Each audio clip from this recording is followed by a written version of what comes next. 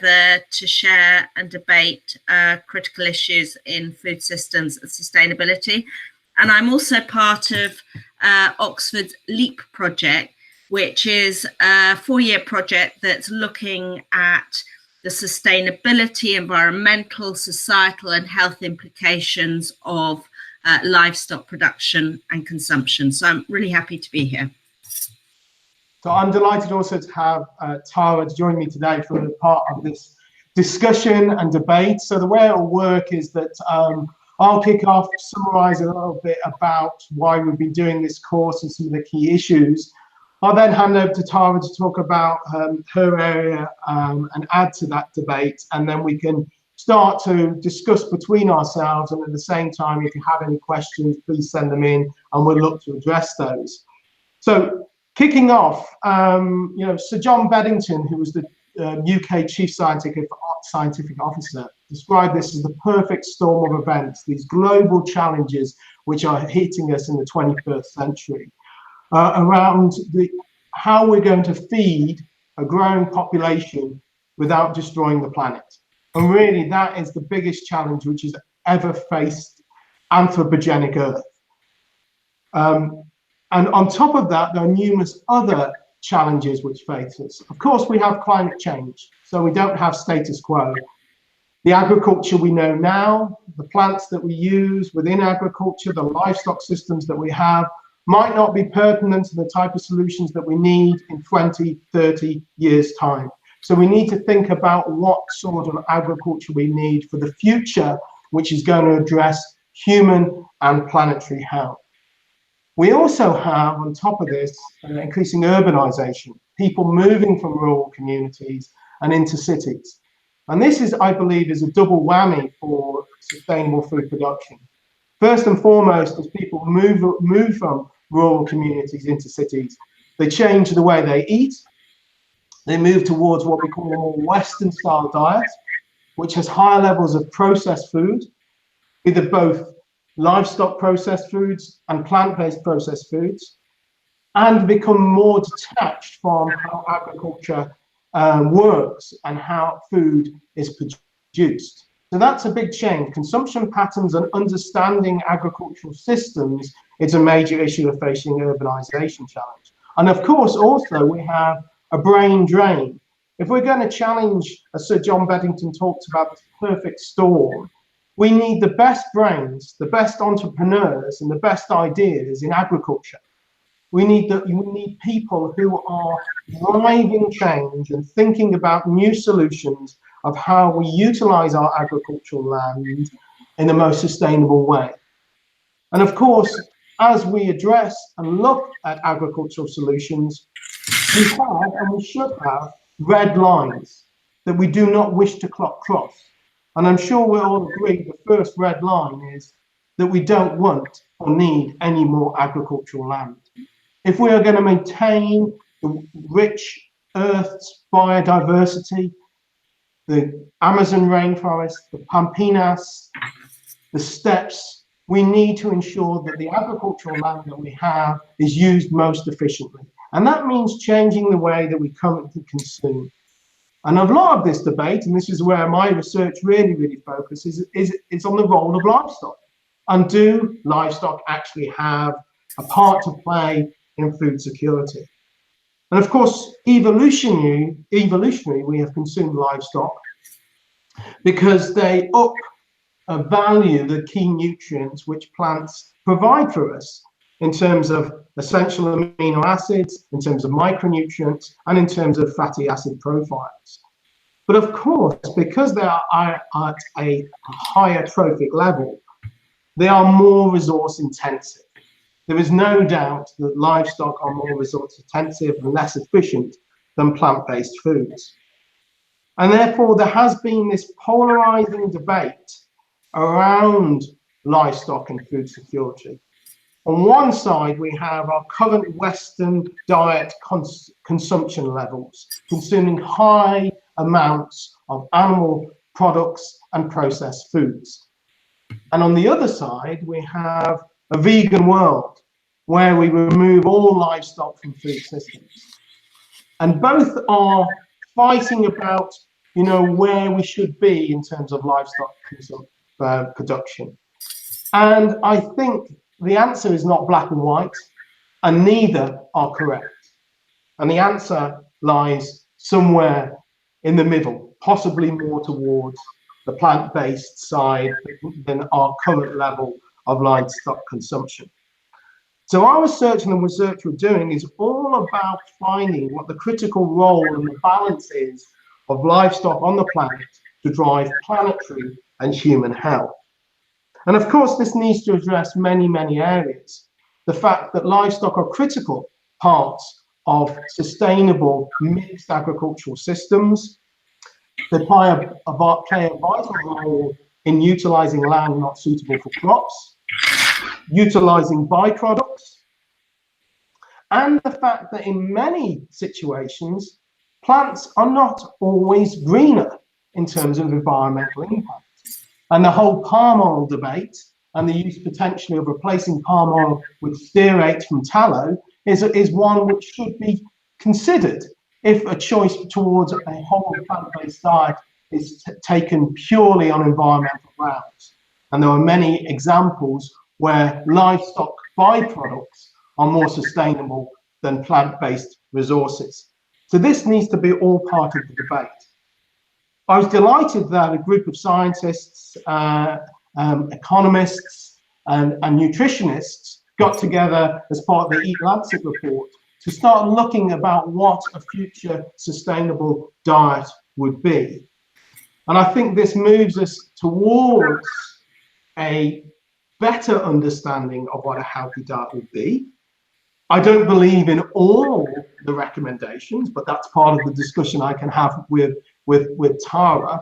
But I think this debate is really important, that we start to position the level that livestock products are for a healthy diet and a healthy planet. And I'll hand over to Tara. Thank you, Michael. So I thought I'd just start by adding a bit more to what Michael was saying. So I feel that the most striking thing about the global challenges that we face are the contrasts.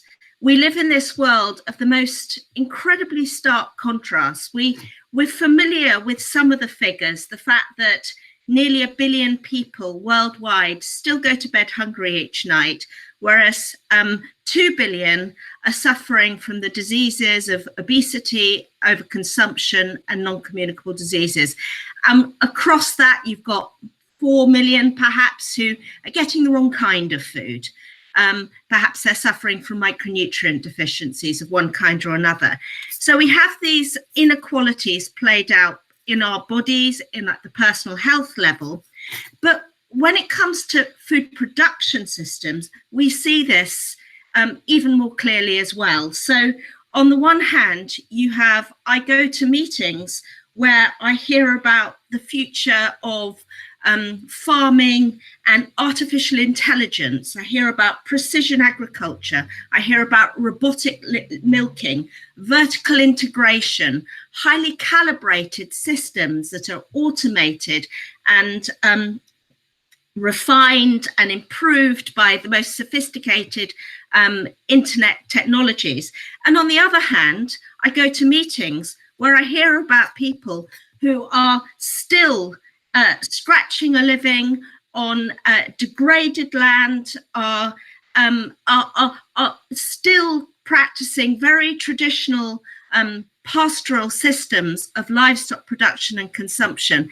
And these two worlds coexist, and they both present their challenges and their opportunities. So I think this these contrasts are something that we really need to keep in mind when we're talking about solutions, because there isn't a single solution. There will be lots of solutions. And I think the other thing to think about is, and Michael's already talked about the nutrition transition, the shift from traditional diets, which, you know, had their own problems, because if they were traditional and you were rich, that was fine. If they're traditional and you're poor, you're still getting insufficient food, all the micronutrient deficiencies, and that evolution towards the diets that are more prevalent in the West today, with all the problems that entails. And I think within the food security community, there has been a huge evolution of thinking on what food security actually is, what it means, what it needs to be. So way back when people started thinking about this, it was just about enough food. It was about producing the food, getting the calories out there. That was it, job done. And then there was a growing realization that supplying food is not enough in itself. People need to have access to it. They need to be able to afford it. It needs to be locally available, and they need to utilize it. And what's more, it needs to be nutritious. So we need to have quality food. And increasingly now, we are coming to the understanding that all this is fine and important, but it's like sitting on a branch that you're soaring off. If we don't actually address the environmental dimensions of our food system, then tomorrow's generation are not going to be food secure. So we need to be thinking, moving from enough food to quality food, and now to sustainable food. And then the question is, okay, so where does livestock sit within this world of massively stark contrasts? And because of these contrasts, there isn't an easy answer. And I was part of the EAT-Lancet report, and although I was one of the authors, you get a group of people together, no one's going to agree on absolutely everything. It indicates the direction of travel, which is a world where we need to be eating a diverse range of plant-based foods with some animal products within it. And critically, that means a lot less for some people, for example, where I'm sitting in London, and it means a lot more for others who are eating practically nothing. And critically, they're not just eating practically no livestock products, they're eating very few plant-based foods that have high nutritional value. Their diets consist largely of refined carbohydrates, yams, tubers, refined grains, and so forth. So it's a contraction and convergence approach that we're talking about. The rich consume less and the poor consume more. And I think there are visions of livestock production are out there that each have their own problems. On the one hand, you've got the sort of what I would call business as usual, which is the drive to improve efficiency in the livestock sector.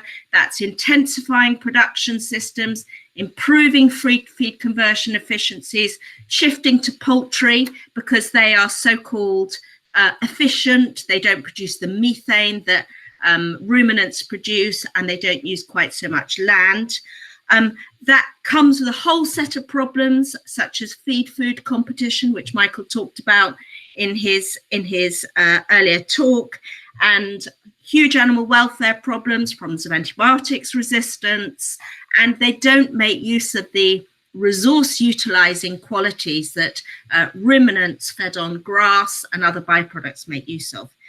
Another approach is what I'd call the very, very high-tech approach, which is being seriously considered, lots of money going into it, artificial meat. You just bypass the animal altogether. It's a kind of Silicon Valley, high-tech, but it doesn't take account of the fact that there are real people here who are farming, whose livestock actually depends on a livestock sector. So what are they going to do? How are they going to transition into other forms of employment? Or are they going to contribute to the outward migration to the cities with all the problems that entails? A third approach is actually to make use of what livestock are really, really good at, which is recycling byproducts, residues, waste products that we can't or won't eat. And this, to me, my own bias, seems to be quite attractive, but critically, it implies a very low level of consumption. We can't have as much meat as we in the West appear to want to eat on those systems of production. And then finally, there's a vegan scenario where you get quite a lot of noise made about veganism in affluent countries, probably more noise than actual action, but there is generally a shift. And again, that reduces greenhouse gas emissions, it reduces some of the land use pressures, but critically, there can be very unthoughtful approach to, if it's vegan, it must be sustainable, when it's not necessarily the case. You have high pesticide use, high water demands, soil depletion. It depends on the systems of agriculture. So I just want to conclude by saying that all forms of livestock production have their pros and their cons, and all kinds of food have their pros and their cons. And we have to figure out the best fit for the land and the context and the circumstances. And there isn't a one size fits all. Thank you, Tara. So I'm seeing we've started to get a few emails through. The first request is for me to reintroduce myself. Often I speak too fast. I think it's the Irish in me. So I'm Michael Lee. I am Head of Sustainable Agriculture Science at Northwick, which is part of Rothamsted Research. I also hold a chair in Sustainable Livestock Systems at the University of Bristol. All the questions so far have been really about this livestock plant-based diet debate. So I think maybe I'll kick off with possibly some discussion with Tara and looking at these questions as well. As I said, I was really happy to see, and I spoke to some of the authors, like for example, Professor Tim Lang, about the development of this EAT-Lancet report. And I think this is a really important development. And it's certainly the research that we're doing at Rothamsted Research, which is looking at the role that livestock play. However, some of the things that really disappointed me, and I think you just alluded to them, Tara, is actually the report doesn't look at how food is produced. It just gives you levels. And of course, that hides all sorts of dangers. You talked about increasing poultry consumption, but we know, of course, that poultry have all facets of issues associated with them, including antimicrobial usage, food feed competition, and animal welfare. And if that is how we want to produce our animal protein, then I think we are really, is possibly a race to the bottom, thinking about just factory farming, when we have resources which are available to utilize land not suitable for growing crops, and utilizing byproducts, which is, of course, ruminants, of which you've also already indicated. So I think that is an area which the report doesn't look at, which is how food is produced, particularly as well when you look at including palm oil within the sustainable diet, when we know the issues with palm oil, and we could easily replace palm oil with some animal-based fats. So I think possibly the report is pandering too much to a plant-only based diet. And I think it's clear on a nutritional viewpoint and a sustainability viewpoint that removal of livestock from a global diet is not sustainable. So that's one area which I'll ask you to comment on. And then the second area is particularly the micronutrients content of the diet. And you know, I'm a nutritionist myself. Okay, I'm a livestock nutritionist. I'm a trophic layer below. But you know, just doing a quick analysis of the diet which is proposed, it's deficient. It's deficient in certain vitamins, particularly B12. And there is a comment which is wrong in the report saying that B12 is only found in plants when it is a fact. That was just a typo, I believe. Yeah. But it is deficient. It's deficient in vitamin K. It's deficient in vitamin A because it does not recognize the difference between carotene and retinoids. It's deficient in zinc and selenium, and it's deficient in iron, especially when you think about the bioavailability of the nutrients. As I mentioned to begin with, through evolutionary processes, we consume livestock products because they increase the value of the nutrition. So whilst I'm delighted to see the advancements that EAT-Lancet report, there are still, I believe, some issues, particularly associated looking at the production mechanisms, which cover other areas of sustainability, and of course, looking at the vital role of micronutrients. So I'll pass over to you, Tara. So Michael, the very, very short response is I agree with you. So as I pointed out, this was a report with a bunch of people getting together, trying to produce something that was a sort of best fit compromise between all our conflicting viewpoints. And in the sense that the EAT-Lancet report raised the issues at a global level, highlighted the need for dietary shift and the urgency of the food-related environmental problems we face, it did a good job.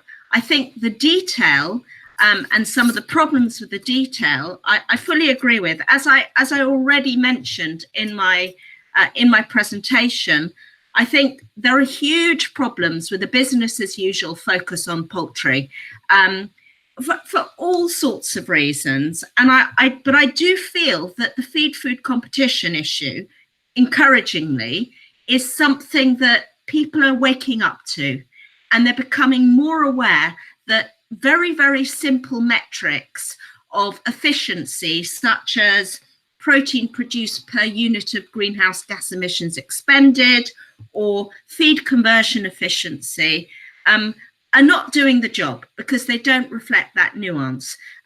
There was I would say, a conflict between some of us who wanted that included, between the nutritionists who are quite, see poultry as being more favorable in terms of its nutritional profile, which I'm not going to comment on because I'm not a nutritionist, and people like me who managed to get, if you'll read the web appendix, you will find that there is a whole section on what I call a livestock on leftovers approach, and what you're talking about, which is the making use of the resource effectiveness of byproducts and land and so forth.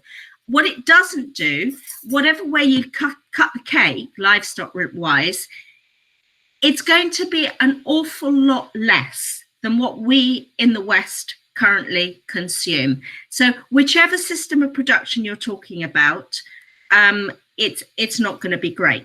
When it comes to the human nutrition side of things, yes, the vitamin B12, everyone knows that this is only found in animal source foods, and it was a pretty unfortunate typo. I think there's various ways of looking at that diet. Firstly, how does it compare with the status quo?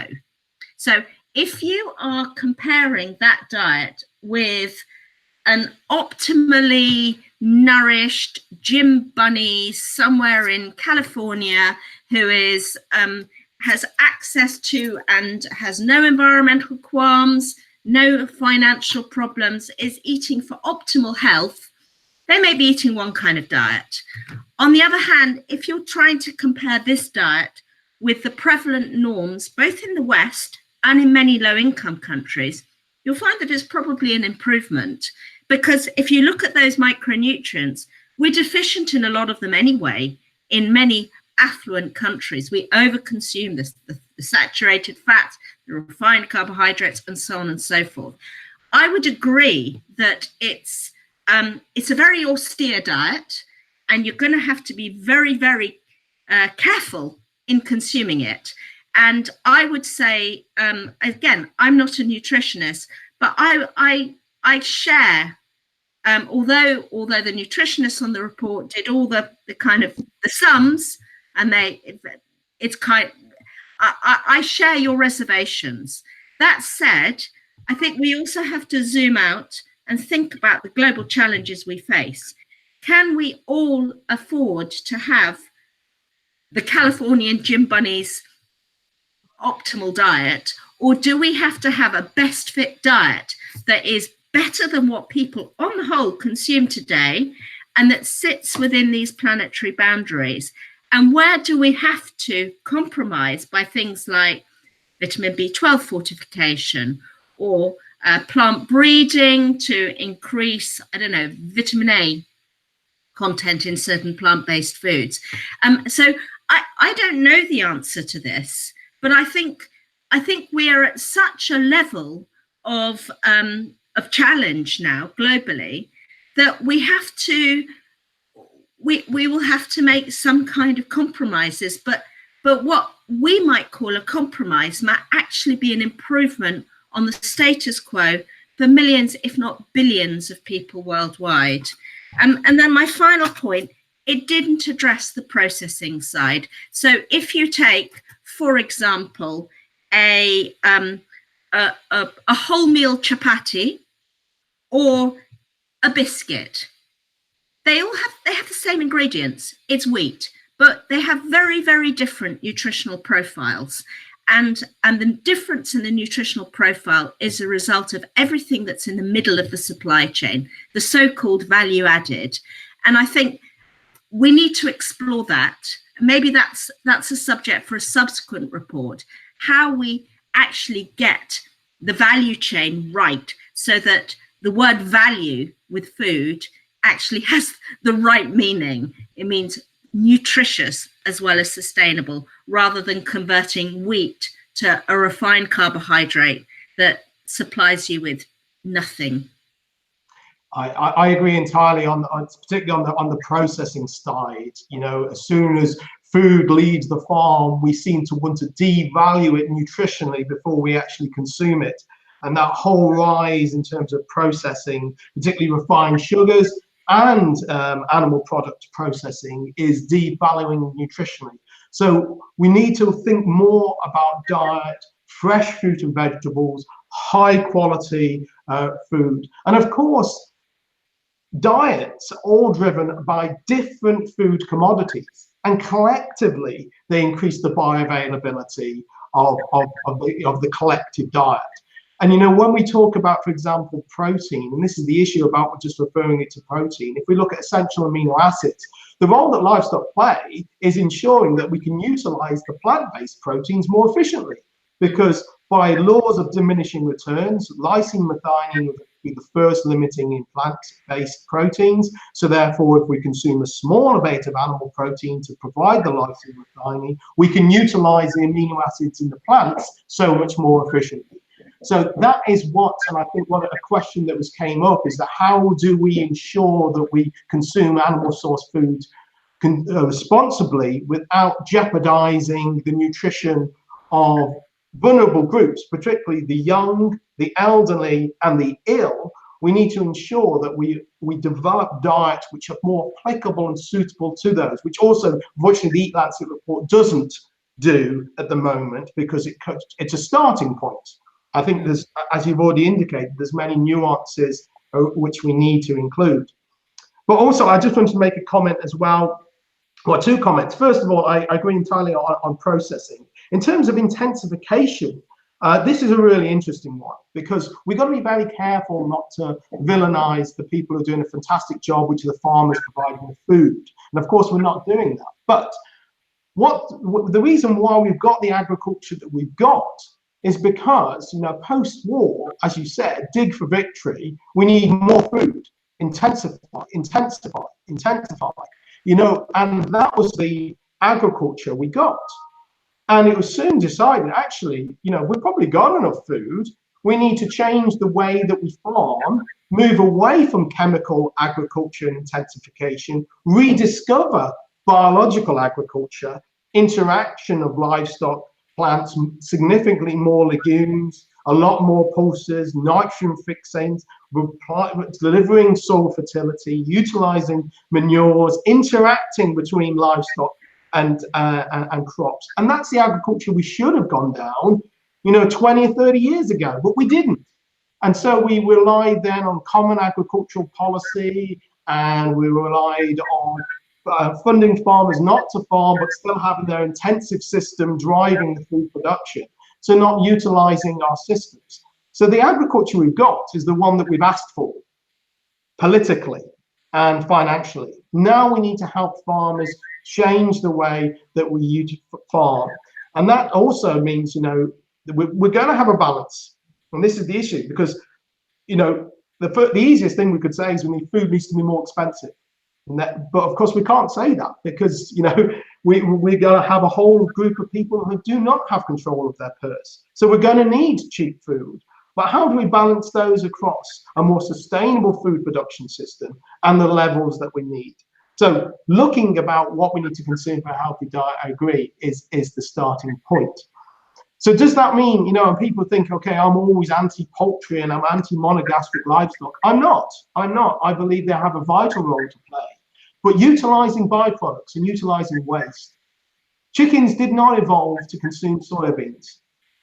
You know, if we think about protein requirements of chickens, they would be far more efficient from insect protein than it ever would be for plant-based protein with high levels of anti-nutritional factors. And when I see work, and we're talking about developing agricultural systems in other parts of the world, particularly in Africa and Asia, we need to leapfrog all the mistakes that we've made and, you know, help develop a more sustainable biological agriculture in those regions.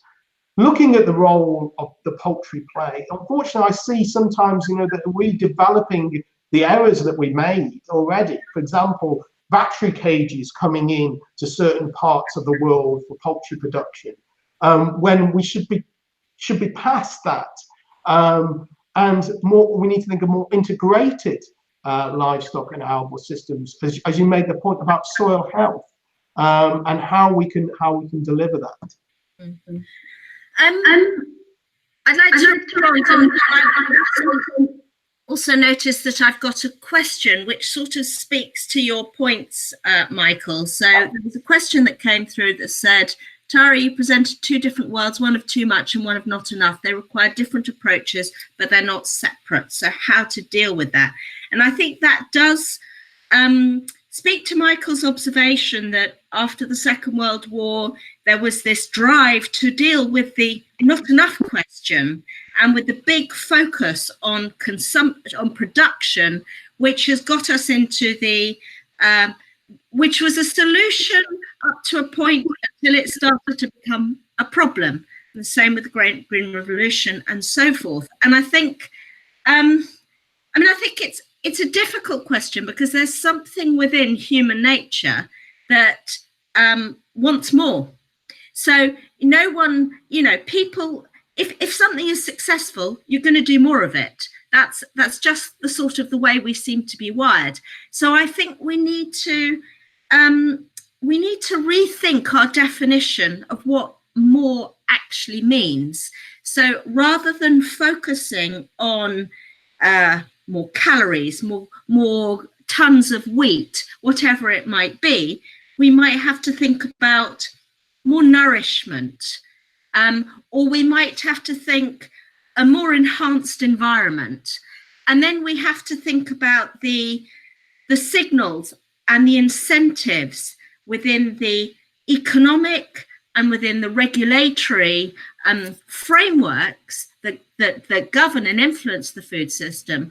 How can they be modified in order to send the right signals, both to producers and, I'm not going to say consumers because we are more than consumers, we're citizens, that this is the way to produce and this is the way to process and distribute and this is the way to consume. And I think that comes back to the idea of not enough, because if we have a focus on nutrition first, it's going to be a question of also creating having a progressive, integrated public health and environmental agenda that focuses on people within the context of their landscape and of their food system. So I think we need to have incentives and we need to have subsidies and we need to have a whole range of instruments that it's going to be very context specific. But I think we have to, I mean, it was a good question. I think we have to bear in mind that the too much and the not enough are one and the same, and that we're going to have to change. We can't change one without changing the other. But I do think we have to rethink our priorities. What is that we actually want for within our food system? Because at the moment, sometimes it feels that people aren't really answering the questions. They're just doing what they've always done. Food, we do food, we'll produce more food, more of the same kind of food, in the same kind of way, to the same kind of people. That has to change. No, I think it's a good point, and the fact to make it change, the role of consumers, citizens, as you rightly say, is huge. But to help those people, all of us, make those correct decisions, we need the scientists and the politicians to help. And I think often there's too much polarizing debate And often the science is forgotten about and the facts. And because it is complicated, you know, when we talk about food, there's many areas we need to consider: social, economic, environmental. We know about the 3 pillars of sustainability. And food is so important in all those, because obviously you mentioned earlier, Tara, you know, about rural communities, you know, that utilize these farms, and the role and the issues that it's going to have if we reduce red meat consumption. What's going to happen to those communities and how we're going to address that. Polarizing debates and between the vegan and the livestock movement are not helpful. We need to be very open in our discussions, and let the science and bringing in the expertises around environmental, production scientists, nutritionists, social scientists, so we can find those solutions, and then starting discussing with a society on how to make the right choices. And let's be clear, there are examples where society has made the right choices. Let's go back to, I mentioned again, poultry and battery cages. The supermarkets, the retailers at the time, said that the consumer would never stomach a 100% or 50% rise in the price of eggs to remove battery cages. They said there just would not be a requirement, an overall demand from it. But the public decided that actually, no, we do not want our chickens to be in cages, and we want to pay more for our eggs to deliver that level of welfare. Now, that was citizen science really driving and making an impact. We need to work collectively together to give the correct information to society and politicians so they can make these decisions. And unfortunately, I feel that social media is often packed with incorrect or false facts, or whatever they're called these days. You know, I read one the other day and it was talking about iron from beans. And it was a comment, it was on a vegan debate, and it said the level of iron in beans is as available as that in red meat. And that's just pure falsehood. It's not true. And therefore, these debates need to be open and clear, and people need to know where to go to get the correct information. And then the next side of that is, how do we fix it? And the only way we can fix it is because the food chain is broken. The farmers don't make any money. They only make money through driving for intensification and driving yield. The retailers keep on pushing the bottom end because they're all struggling and they're not going to increase the price of food. It seems where the only people are making money are the processors, and they're the ones that are devaluing the nutrition. So how do we fix it? And unless we fix the chain and the farmers get a good level of income for producing quality food, we're never really going to solve this situation.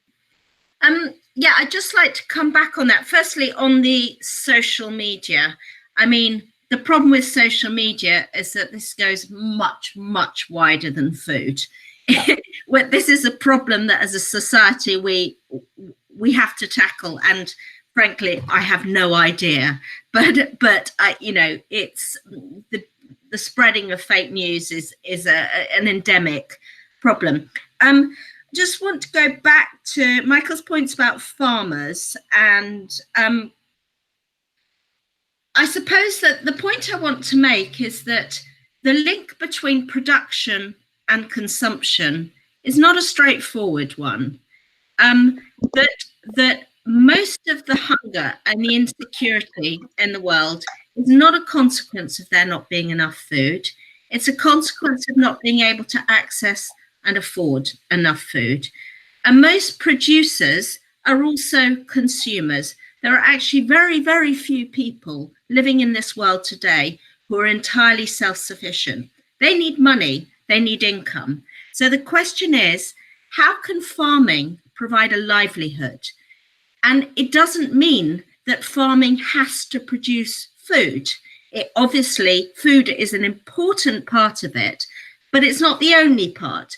If we think of farmers as stewards of the land and of public goods from the land, and as part of that, a flourishing, resilient, sustainable environment, then we can start to think about a new role for them that speaks to the challenges that, you know, that we are actually facing. So I think we need to keep farmers farming, but it may not be that they're only producing food anymore. And we see some attempts at that.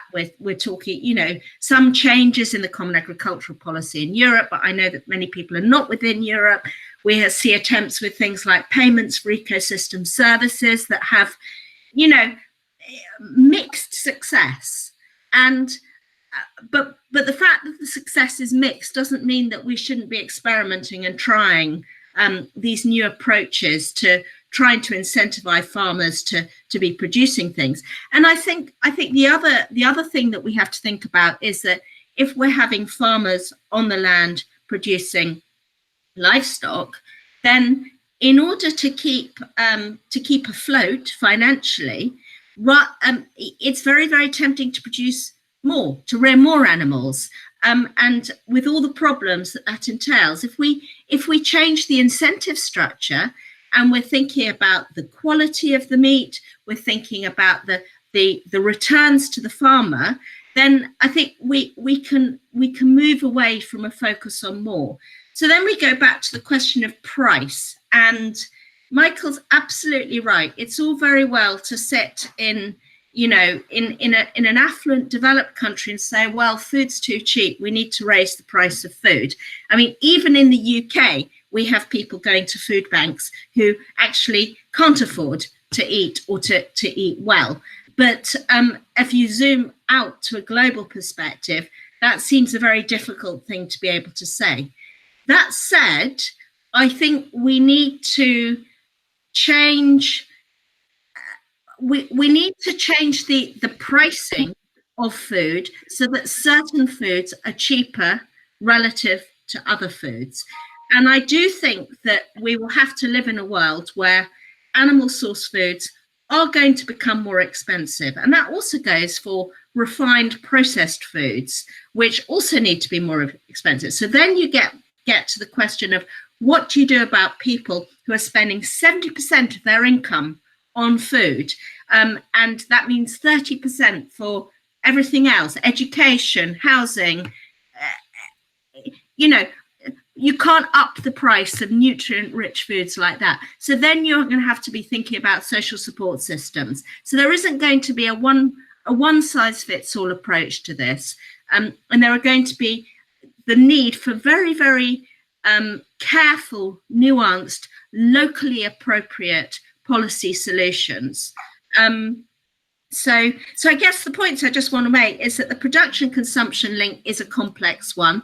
The farmers can be producing more than just food, and that prices will have to change, but that we need to do this in a progressive rather than a regressive way. And price is not the only policy mechanism. There are all sorts of other governance, regulatory mechanisms that we will need to deploy. Yeah, I think this view that we should have true cost accounting for food products, you know, and the polluter pays. Now that won't just necessarily demonize or increase the cost of livestock products. For example, refined sugar is so damaging in terms of our health, and we could utilize land so much more sustainably than sugarcane and sugar beet in many, many parts of the world. Palm oil is another example of a plant-based commodity which has so much environmental damage. I would argue more so than many, many livestock products.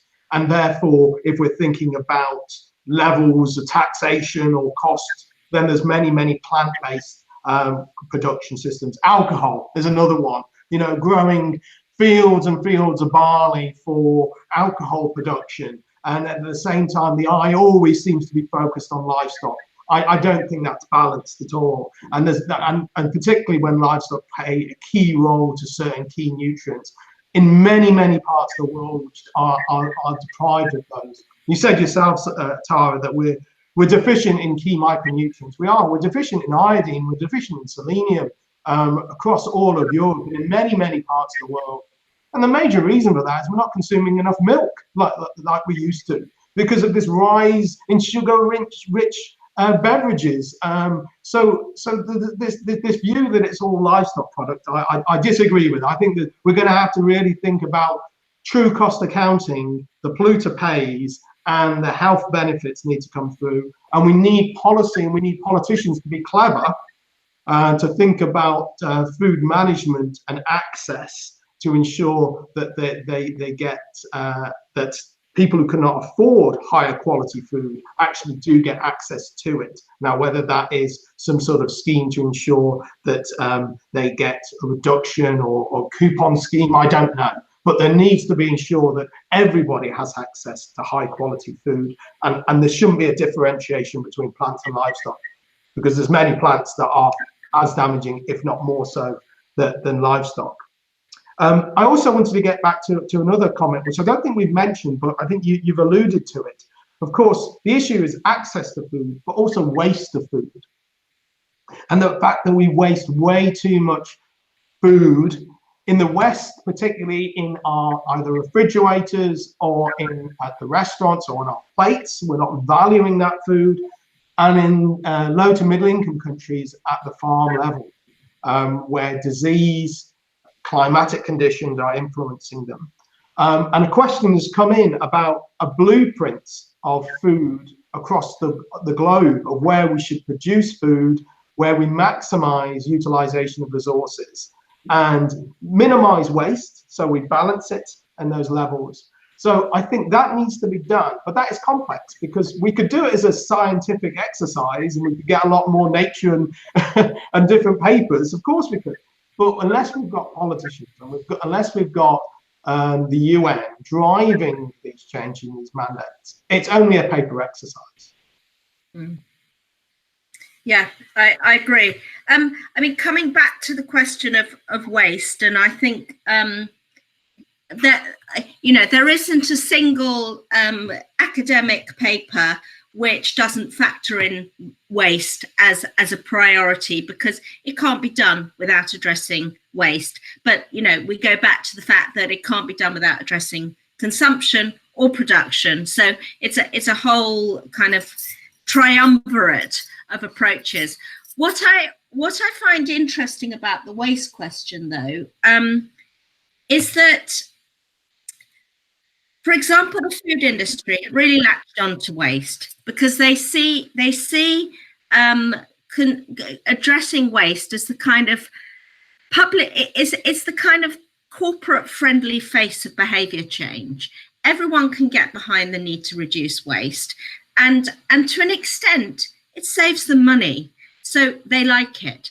But I think we also have to think of waste in a more structural way. So, for example, if we as a consumer waste less food, and again, I don't know who's on the group, listening in on this, but it's very different in developed and developing countries. In developed countries, most of the waste occurs at the household stage, and in low-income countries, most of it occurs just after the, post-harvest, and losses through to poor infrastructure and storage facilities. So there are going to be different ways of attacking food waste. But in high-income countries, where so much of the waste is at the consumer stage, if we as consumers stop wasting the 30% of food that we do waste, then a few things will happen. Firstly, we won't buy so much food.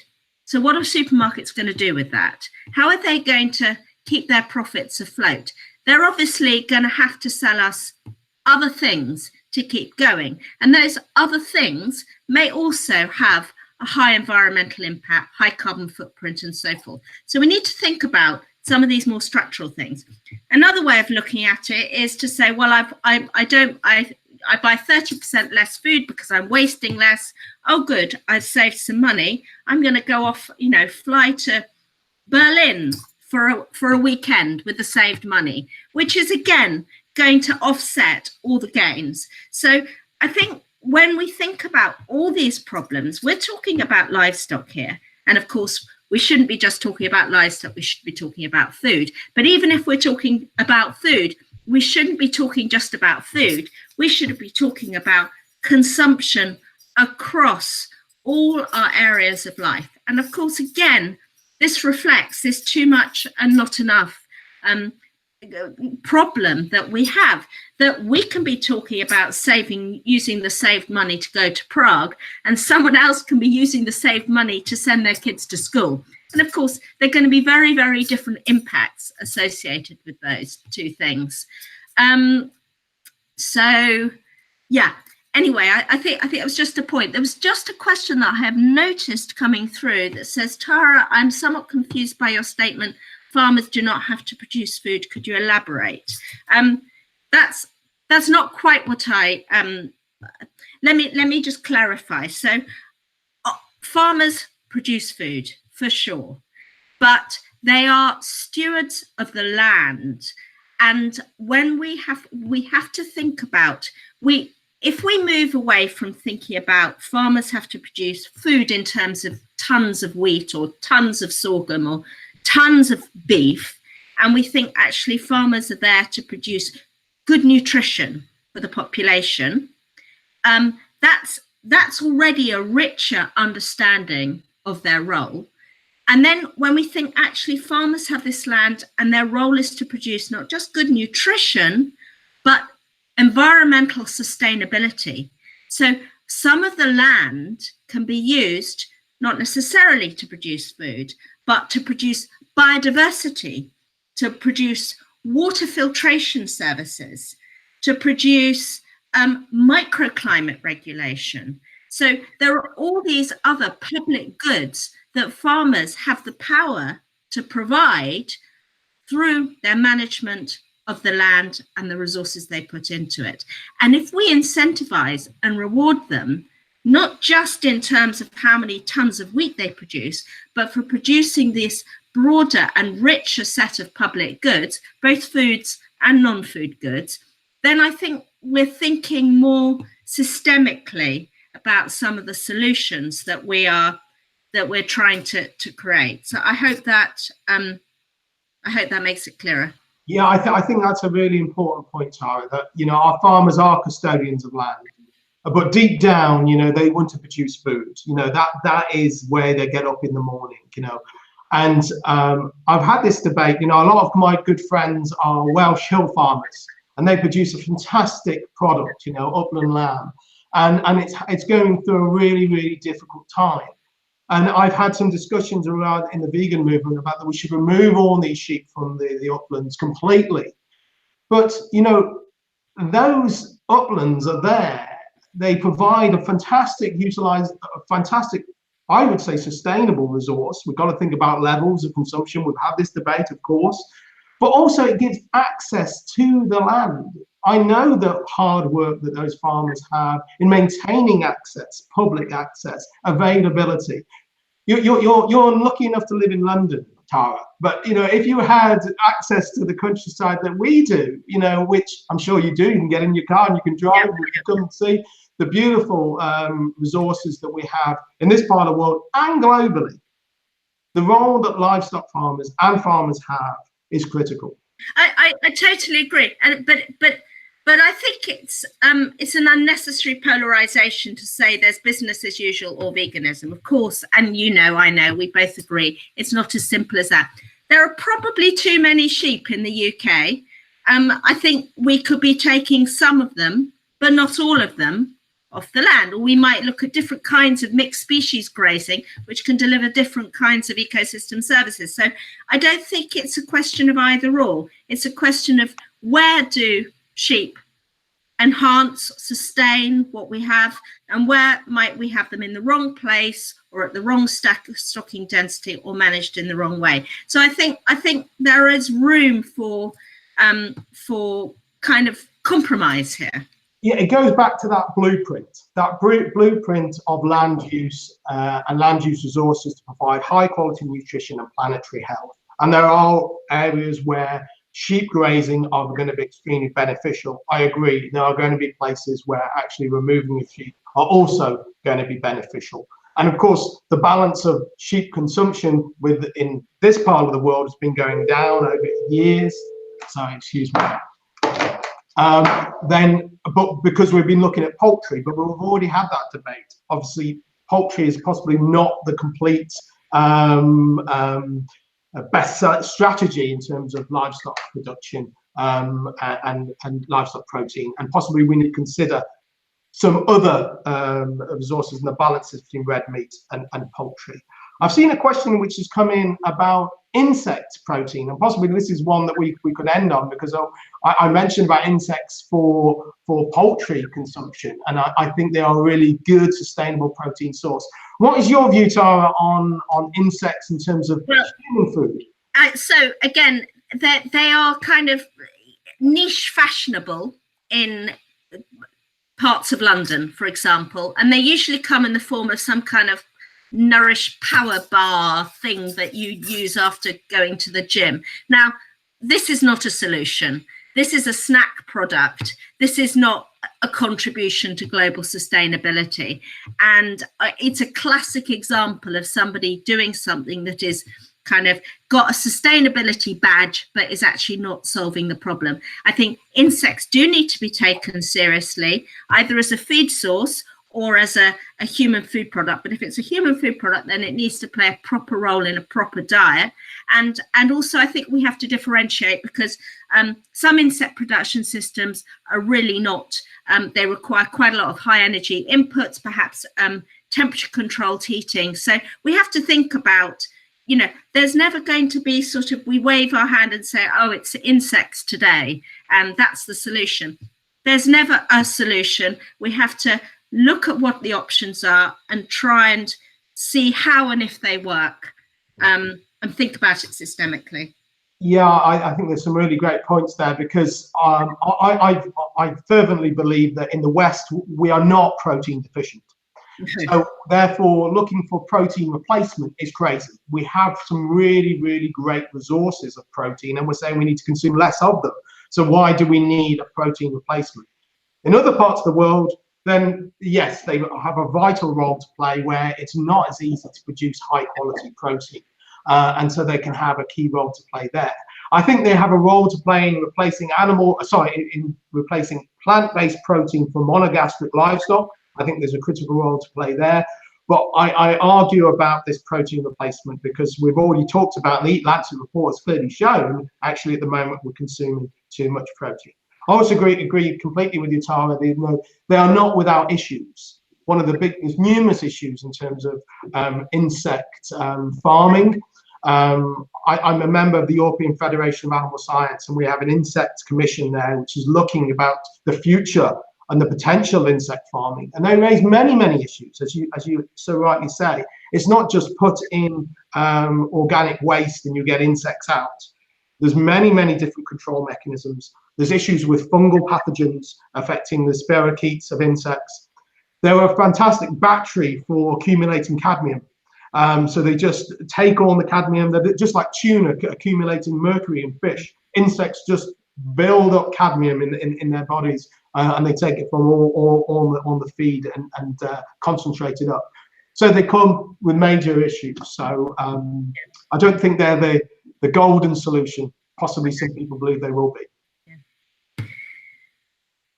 Okay, so I think we're due to wrap up. So I just want to say thank you for everyone who's participated on this, and it's been great talking to you, Michael. Yes, thank you, Tara. I agree. It's been fantastic catching up with you again. I think last time we talked was on the radio, so it's nice to see you this time. Yeah. And I look forward to more debate through the MOOC, through the course, and between our two groups as well. I think that would be fantastic. Great. Okay. Thank you all very much. Thank you, Tara. Thank you, everybody. Hope you enjoyed it. Bye-bye.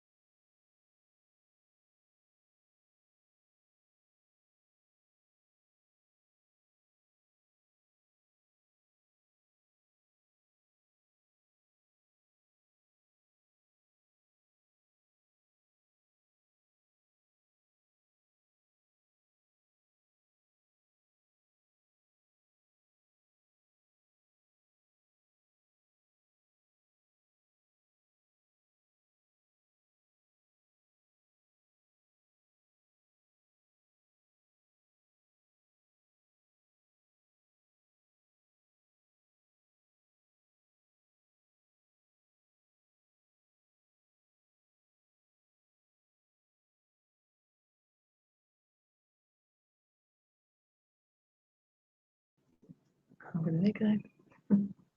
Aha, nasıl dingetje?